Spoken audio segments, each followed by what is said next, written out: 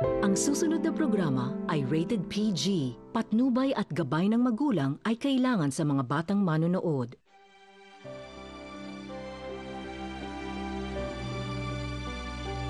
Kung mo nga pala ibabandera yung necklace na binigay ko sa'yo, hindi tayong engaged.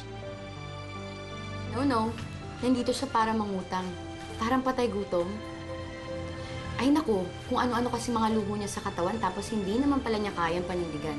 Yung baril na ipinakita sa atin, yun yung baril na ginamit ng pinatay si Daddy. Proof yun na iisa lang talaga ang taong may kagagawa nitong lahat na nangyayari sa buhay namin. Bilang 1, 2, 3. 1, 2... Oh my God! Hindi ko nakilala yung bar mo. Ikaw ba nag-set up nito, Jason? Ang ganda naman. Hindi mo ba ako ipapakilala? Si Andrea nga pala, girlfriend ko, si Leila. Hello. Hi. Sorry nakaka-istorbo pa ako.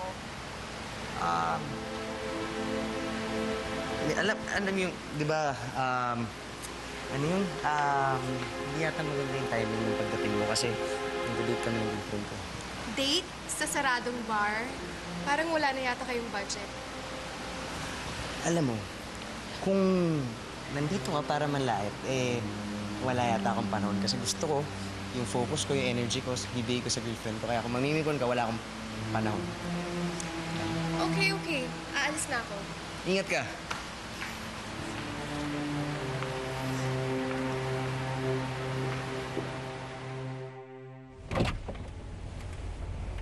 Dito pala kayo nakatira.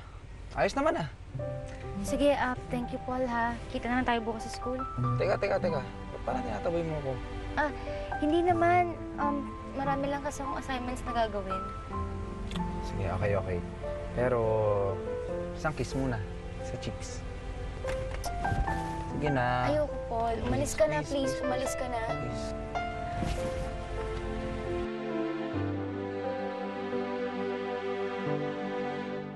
Kahit minsan lang, hindi mo ba pwede prinuhin yung pansichismis mo?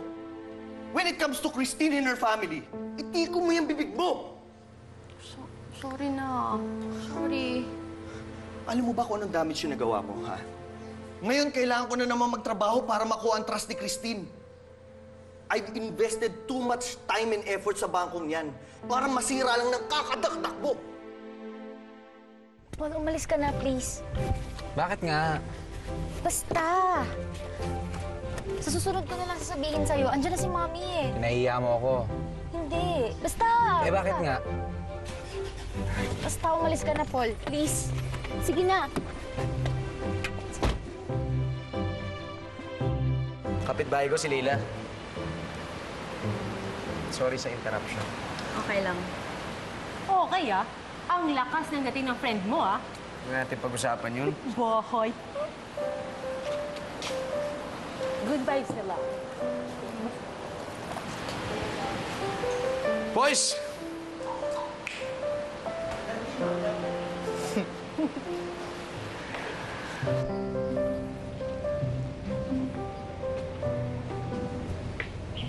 Sino naghatid sa'yo, Candice?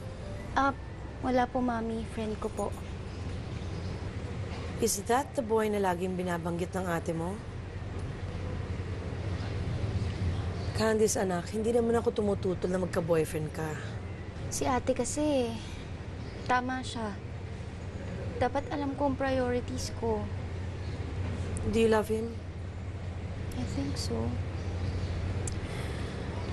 Kahit sino pa siya, for as long as you love him, I'm all for it. Alam ko ang pakiramdam ng nadidiktahan ng damdamin ko. Isa lang ang kondisyon ko. Kailangan masaya ka. Okay?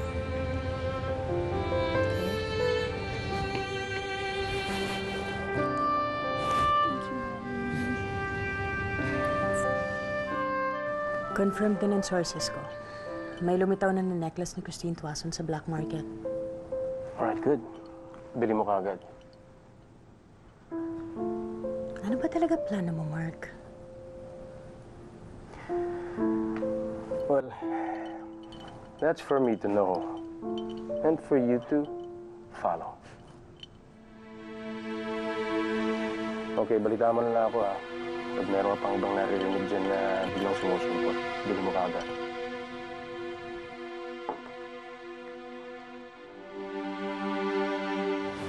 Effort, ah. Hindi. Hindi, maganda nandito sila kasi syempre mga kaibigan ko yung mga yan. Kaya, di ba? Tapos si Marga nandito rin. Kasi nga, kailangan natin ng witness. Witness. Witness?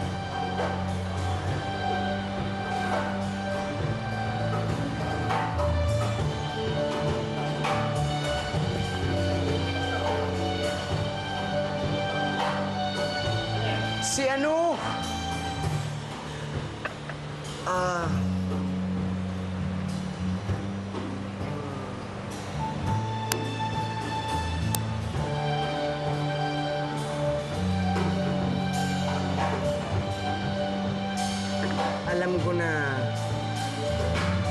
Alam ko na walang rason sa mundo para mahalin mo ko.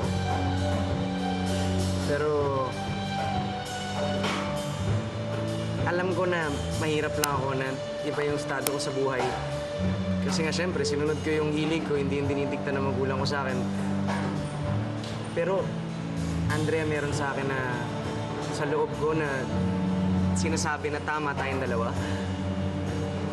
Nagagawin ko lahat para magbigay sa'yo lahat. Gagawin ko lahat para protektahan ka. Gagawin ko lahat para paligayahin ka. Wala na akong makitang ibang babae na kasama ko habang buhay ka. Mahal na mahal kita.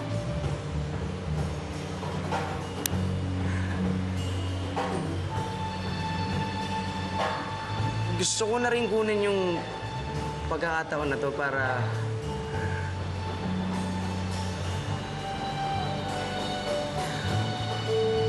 Andrea Tuazo.